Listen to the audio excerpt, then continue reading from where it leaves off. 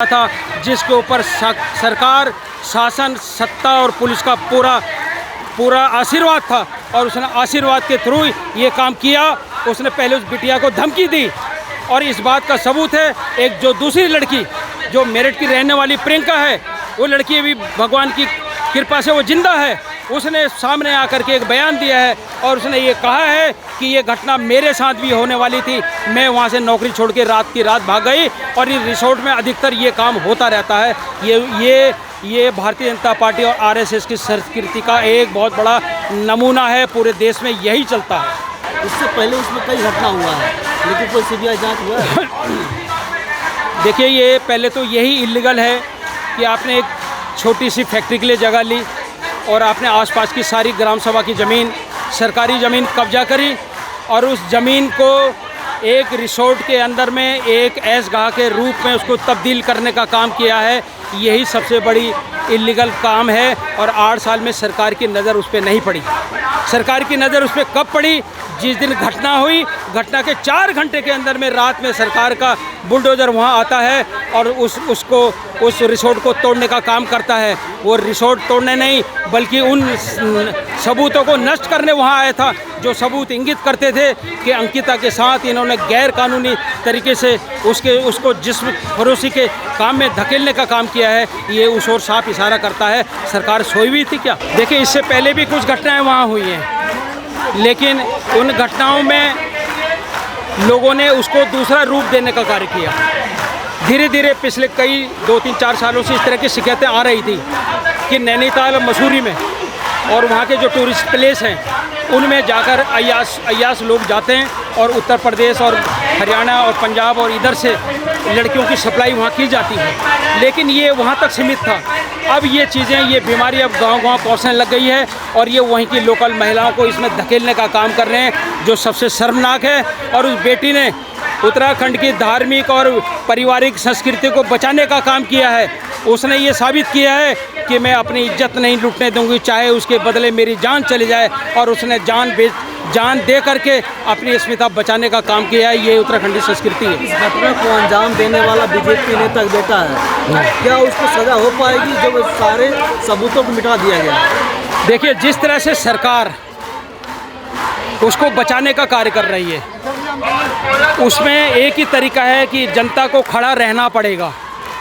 जब भी कोर्ट में उसकी पेशी हो, हज़ारों की तादाद में लोग वहाँ खड़े हों, ताकि न्यायपालिका और कार्यपालिका, वहाँ का मीडिया और वहाँ का पुलिस प्रशासन और सरकार को हमेशा डर रहे कि ऐसा ना हो कि जनता कोई गलत स्टेप ले ले और ये लेने के देने पड़ जाए। इसलिए हम लोग जनता के भरोसे खड़े हैं कि हम उस लड़ाई को जनता के भरोसे लड़ेंगे और इनको रोकने का काम करेंगे ताकि भविष्य में इस तरह की घटनाएं ना होने पाए। उत्तराखंड की कानून व्यवस्था पे आप क्या कहना चाहेंगे? जिस प्रकार ये घटना हुई थी, जब परिजन पुलिस स्टेशन में गए थे तो उनके साथ सही सलूक नहीं हुआ था। वहीं भाजपा के जो नेता हैं उनको पुलिस ने बाकायदा बिठाया और जैसे लग रहा था कि वो सरकार के या पुलिस के कोई आदमी, उस पर आप क्या कहना चाहेंगे? देखिए, वैसे तो हमने सेंट्रल विस्टा यहाँ पे पार्लियामेंट खोला है। ये संस्कृति, मैंने सुना है संस्कृत का नाम है।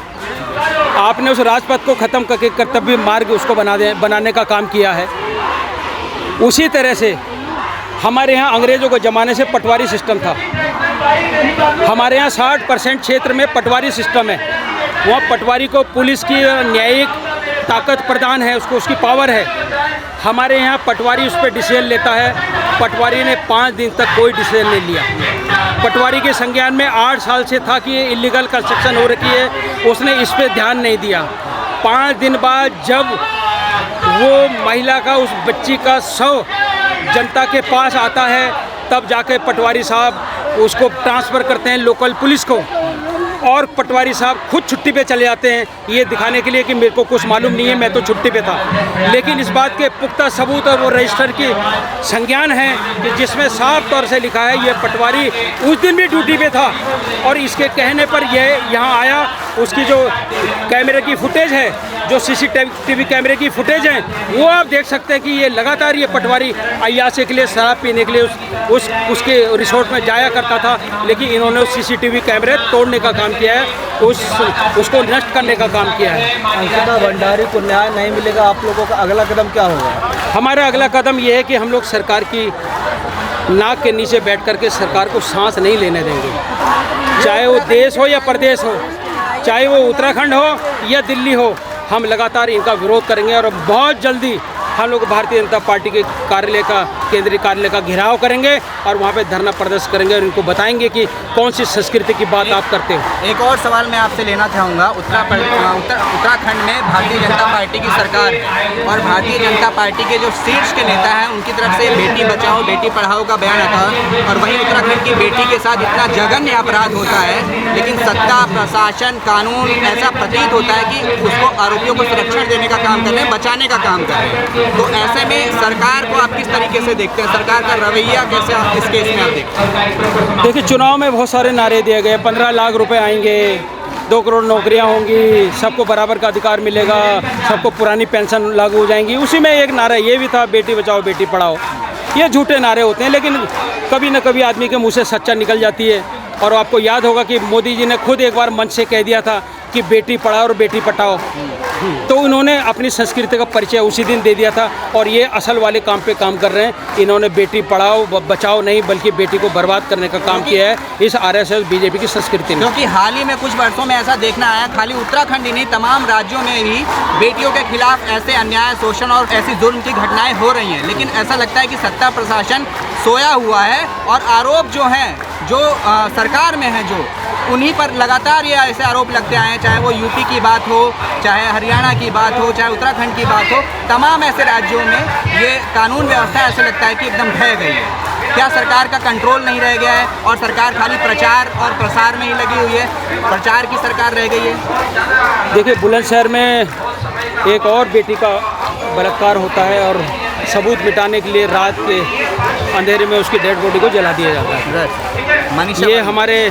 उस महान प्रदेश के उन योगी सरकार का करिश्मा है कि जिन्होंने शादी तो नहीं की लेकिन महिलाओं के लिए बड़े बड़े वादे किए और उन्होंने उस वादे के तहत ही उस लड़की का मुंह बंद करने का काम किया है। ठीक उसी तरह से उन्होंने उसके परिवार को धमकाया।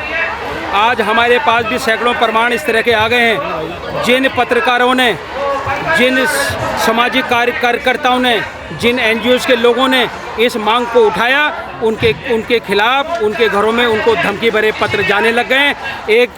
एक वहाँ का प्रतिष्ठित चैनल है उत्तराखंड का, उसने एक रिकॉर्डिंग सुनाई और रिकॉर्डिंग में उसको धमकाया गया। उसने टेप जब सुनाया पूरे देश के आगे, उसको बताया गया कि तुम बहुत बोल रहे हो, बोलने का अंजाम अच्छा नहीं होगा, आप अपनी जबान को बंद रखो। इस तरह की कथनी और करनी हमारे यहाँ शुरू हो गई है। उस आवाज़ को दबाने का काम किया जा रहा है जो ये तानाशाही को झलकाता है। लेकिन अब पढ़े लिखे लोगों में, उत्तराखंड के लोग शिक्षा में पूरे देश के अंदर में दूसरे नंबर पे आते हैं और पढ़े लिखे लोग अब इस तानाशाही को बर्दाश्त नहीं करेंगे और जल्द से जल्द इनको उखाड़ फेंकने का काम करेंगे। एक आखिरी सवाल आपसे और लेना चाहूँगा। अभी मुद्दा जो है ताज़ा है, तमाम लोगों में आक्रोश है, मीडिया भी पूरी कवरेज कर रही है। क्या लगता है आपको इंसाफ मिल पाएगा? कि तमाम केसों में हमने देखा है कि शुरुआत में मीडिया जब साथ में खड़ा होता है, आम पब्लिक का आक्रोश होता है, तो सरकार कुछ कार्रवाई करते हुए नजर आती है। लेकिन जैसे जैसे केस टूटते जाता है, सारी बातें ठंडे बरतने में चली जाती है और आरोपी जो है कुछ समय जेल में रहने के बाद उनको फ्री कर दिया जाता है। न्याय मिल पाएगा, आखिरी अंजाम तक पहुँच पाएगा ये? देखिए, एक कहावत है कि पेट से ही पूत का पता लग जाता है। जिस तरह से इन्होंने इस घटना के बाद उस परिवार को थाने में बुलाकर आओ भगत की और चाय पिलाया, क्योंकि वो वहाँ का पूर्व मंत्री रह चुका है, उसका भतीजा वहाँ भारतीय जनता पार्टी मंडल का अध्यक्ष है, बेटा एक दूसरे बोर्ड का चेयरमैन है हमारी उत्तराखंड सरकार में, और उसके तहत उस मेहमान को बुला करके उन अत्याचारियों को अंदर थाने में बुलाकर चाय बिठा करके चाय पिलाई जा रही है और उनकी मेहमान नवाजी की जा रही है। वहीं दूसरी ओर उस माँ बाप का जिनकी बेटी ने 19 साल की बेटी का जघन्य हत्या की गई है, उस बेटी को उसके माँ बाप को सड़क के किनारे बाहर धूप में बिठाया जाता है। ये उस संस्कृति का हिस्सा है। अब आप यहीं से अंदाज़ा लगा सकते हैं कि ये जो कानून के रखवाले हैं और कानून चलाने वाले लोग हैं, इनका क्या हर्ष करेंगे आगे आने वाले टाइम पे। लेकिन हम भी जनता से निकले हुए लोग हैं, हमने भी अपनी और अपने परिवारों को खून पसीना एक करके हमने उत्तराखंड आज से 20 साल पहले हमने उत्तराखंड राज्य का निर्माण किया। इनसे नहीं बल्कि अपनी ताकत से किया। हम दोबारा से लोगों को एकत्र करेंगे और हम अपनी बात मनवाएंगे इन जनता की ताकत से, और नहीं मानेंगे तो इनके तख्त ताऊज को उखाड़ फेंकने का काम हम लोग जनता करेंगे। आप उत्तराखंड में नहीं पूरे देश की बेटी बन चुकी है, क्या लग रहा है देशवासियों से आप इस मसले पर, इस घटना पर किस तरीके से सपोर्ट और मामले में आवाज़ उठाने के लिए अपील करना चाहेंगे? देखिए, जिस तरह से पूरे देश में अंकिता हत्याकांड का विरोध हुआ है, चाहे वो उत्तराखंड से बाहर उत्तर प्रदेश हो, लखनऊ हो, असम हो, बॉम्बे हो, पंजाब हो, हरियाणा हो, जिस तरह का विरोध लोगों ने सत्ता और शासन के खिलाफ किया है, उससे ये जग जाहिर होता है कि पूरे देश ने इस बेटी को अपनी बेटी माना। और हमने भी गुजरात में जब बिजनेस बानो का केस आता है, उसके रेपिस्टों को छोड़ करके उनको माला पहनाई जाती है। ये कौन सी संस्कृति है? ये वही संस्कृति के लोग हैं जिन्होंने इस हत्याकांड में जिनकी हिस्सेदारी है, जिनके नेतृत्व में ये हत्याकांड किया गया है। तो इनसे बहुत ज़्यादा वो रखना मुश्किल है, लेकिन हम देश की उस जनता के ऋणी हैं जिन्होंने पूरे देश के अंदर में अंकिता को श्रद्धांजलि दी और ये कहा कि उसके हत्यारों के खिलाफ लड़ाई लड़ो, पूरा देश आपके साथ खड़ा होने के लिए तैयार हैं। हम ऋणी हैं उन पूरे देश के लोगों के जिन्होंने हमारा सहयोग करने का कार्य किया। जैसे कि आपने अभी बिल्किस बानो केस का भी बात कही है, इतना जघन्य अपराध, जब एक गर्भवती महिला के साथ सामूहिक बलात्कार किया गया, उसकी 3 साल की बच्ची को दीवार पे पटक के उसकी आंखों के सामने ही मार दिया गया। उन आरोपियों को जो है वक्त से पहले बरी कर दिया जाता है और फूल मालाओं से स्वागत। क्या जो सरकार है उसकी भावनाएं मर गई हैं? आम लोगों की जो दुख है, परेशानियां हैं, उनके साथ कितनी घटनाएं हो रही हैं, उसको लेके सरकार जो एकदम निरंकुश हो चुकी है? देखिए, पहले दिन से ही पता लगने लग गया था सरकार के तौर तरीक़ों से कि ये सरकार जनता की सरकार नहीं है। ये उन 2 मेहमानों की सरकार है जो गुजरात से आते हैं, उन धनाढ़ी लोगों की सरकार है जो गुजरात से आते हैं। पूरा देश इन्होंने, उस सरकार ने उन दोनों के हाथ में गिरवी रख दिया है। उसी तरह से ठीक कानून व्यवस्था के खिलाफ इस सरकार ने भी प्रजातंत्र के अंदर में लोकतांत्रिक शक्तियों को कुचल करके ऐसे लोगों को, जो लोग समाज में लोकतंत्र की लड़ाई लड़ रहे थे, चाहे वो किसान आंदोलन हो, छात्र आंदोलन हो, महिलाओं का आंदोलन हो, इन्होंने कुचल करके उनको जेलों में डालने का काम किया और उनको जेल से बाहर निकलने नहीं दिया। उसके खिलाफ लोगों ने जब सड़क पे उतर कर लोगों ने उसका प्रोटेस्ट किया, तब उनको इंतरिम जमानत के तौर पे कुछ दिन के लिए छोड़ा जा रहा है। तो इस सरकार से बहुत ज़्यादा उम्मीदें हमें नहीं हैं। तो अब आम लोगों को जो है अपने मान सम्मान की सुरक्षा और आगे ऐसी घटनाएं ना हो, लोगों को मिलकर साथ आना पड़ेगा। देखिए, जिस तरह से हम महसूस कर रहे हैं कि बड़ी मात्रा में लोग सड़कों पे उतर रहे हैं और लोग इन सब चीज़ों का विरोध करना शुरू कर रहे हैं। पहले कार्यकाल में, इस पार्टी के पहले कार्यकाल में, इस सरकार के पहले कार्यकाल में लोग सरकार के खिलाफ सुनना पसंद नहीं करते थे। आज वही लोग सड़कों पर उतर कर के इस सरकार का विरोध करने का काम करते हैं। ये इस बात की साफ तस्वीर है कि लोग अब सड़कों पर उतर कर के इनको सत्ता से मुक्त करने का कार्य करेंगे। सभी धर्म, जाति और इन मजहब को भुलाकर लोगों को आम जनता की भलाई के लिए किसी भी घटना के खिलाफ, चाहे वो सरकार में बैठे लोगों के द्वारा की गई हो, चाहे किसी भी अपराधी के द्वारा की गई, अब लोगों को साथ आना पड़ेगा। देखिए, आज़ादी में पूरे देश का, हर संप्रदाय का, हर जाति का, हर धर्म का बराबर योगदान रहा है।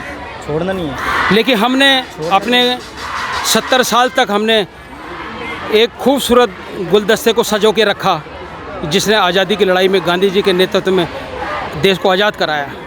उस गुलदस्ते में हिंदू, मुस्लिम, सिख, ईसाई, जैन, पारसी, ठाकुर, ब्राह्मण, राजपूत सारे लोग थे। उन्होंने मिलकर के इसको आज़ादी दिलाई और हमने 70 सालों तक इस आज़ादी को सजो करके, उस गुलदस्ते को सजो करके रखा। लेकिन इस भारतीय जनता पार्टी और आरएसएस की सरकार ने सबसे पहले उस गुलदस्ते को तोड़ करके, तार करके इसको ख़त्म करने का काम किया है, ताकि ये सत्ता में काजिब रह सकें। एक वर्ग को, चाहे वो अल्पसंख्यक हो, दलित हो, माइनॉरिटी हो या ओबीसी हो, इनको आप ट्रैक से उतार करके सिर्फ एक वर्ग की बात करते हैं और उस वर्ग का वोट लेकर के इनकी वोटों को बदल के और सरकार में काजिब हो करके इनको अलग अलग करने का काम करते हैं। इससे आपने सरकार तो बना ली लेकिन देश नहीं बना, देश टूट के कगार पे खड़ा आपने कर दिया। आज हमारे बीच में गहरी गहरी खाइयाँ खड़ी हो गई है। वो तो हमारा इतिहास रहा है इस तरह का कि हम लोगों के बीच अभी उस तरह के दंगे फसाद नहीं हुए जिस तरह की कोशिश इन लोगों ने की थी। इसलिए हम एक बार पुनः इनको आगाह करना चाह रहे हैं कि सरकार चेते और इस गुलदस्ते को बना रहने दें, अन्यथा ऐसा ना हो कि इस दिन तुम्हारा भी हाल श्रीलंका की तरह हो कि लोग राजपाट लेकर के उनके राष्ट्रपति भवन और प्रधानमंत्री निवास में जा कर के उनके राजकाट को तोड़ करके सख्त में खड़ा करने का काम करें। कहीं ऐसा ना हो। बहुत बहुत शुक्रिया हमसे बात करने के लिए। आप बात